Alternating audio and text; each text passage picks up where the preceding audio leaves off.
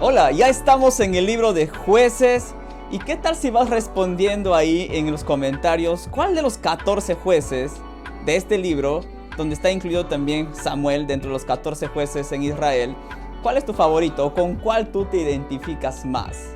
De hecho, me identifico con varios de ellos y en diferentes momentos, y en un momento te voy a explicar por qué. Y si vamos a un poquito qué era un juez en ese tiempo. Yo sé que lo primero que se nos viene a la mente es una corte y de repente alguien con un martillo de madera ahí diciendo, ok, este es mi veredicto. Pero un juez era más como un líder tribal. Estaban las tribus de Israel ya repartidas en el territorio de Canaán.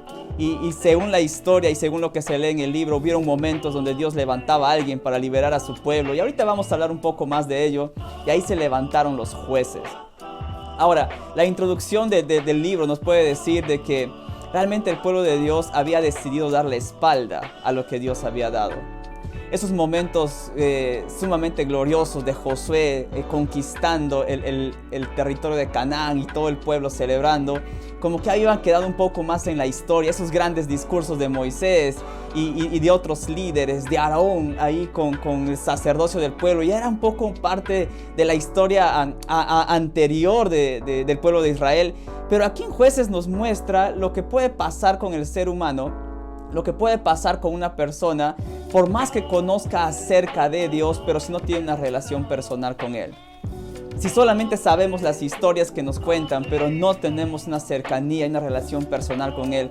Y por eso es que los primeros capítulos del libro realmente nos van dando introducción de lo que va a suceder en esta historia. Llamémosle triste si desean o trágica, no lo sé, pero ¿qué es lo que pasa con un pueblo, con las personas, con un ser humano que se aleja de Dios?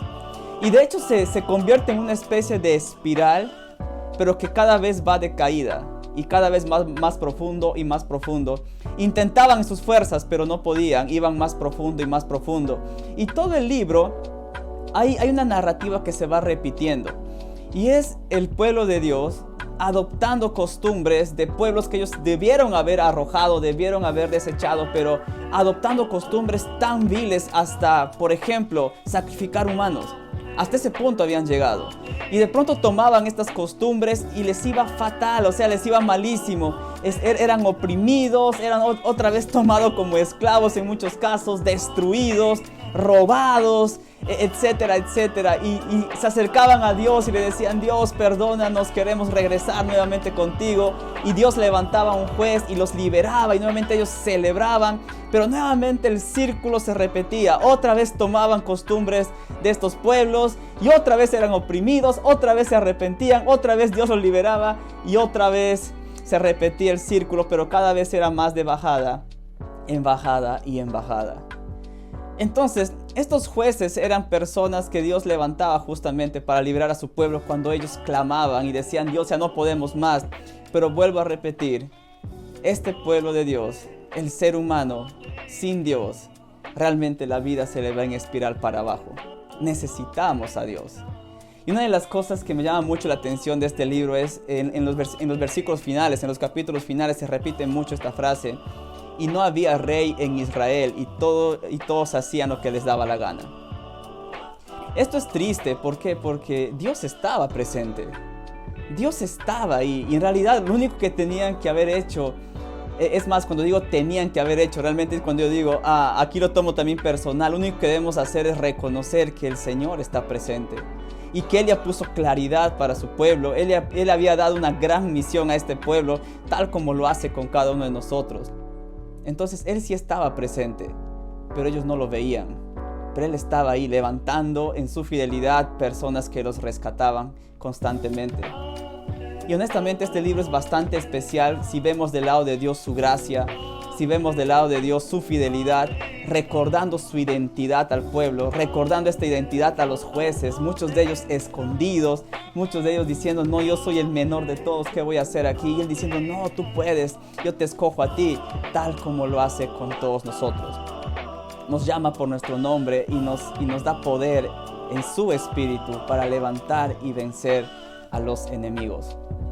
Entonces estos versículos que terminan diciendo y no había rey en Israel ya da paso a lo que se viene en la historia después, ya la historia de los reyes justamente para este pueblo. Y Jesús, vuelvo a repetir, Jesús está presente en todo.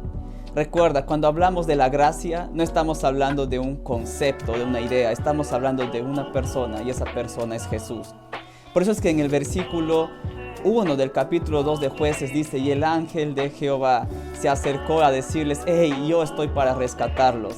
Me encanta esta figura, este símbolo, este tipo de Jesús, esta sombra de Jesús presente en medio de esta historia calamitosa, si quieres llamarlo, del pueblo de Israel, que cada vez iba de peor en peor.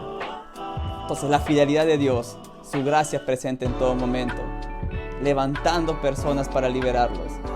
Y me fascina pensar de que eso era una gran sombra de que iba a llegar un día donde alguien se iba a levantar, Jesucristo mismo, para esta vez y vencer para siempre, para siempre. Así que después de escuchar esto, no sé si te animo nuevamente a que vayas a los comentarios y pon ahí cuál es tu juez favorito, quizás Sansón, Débora, Gedeón, Jefté. Recuerda, hay 14. ¿Cuál es tu favorito y por qué? Nos vemos en el siguiente video.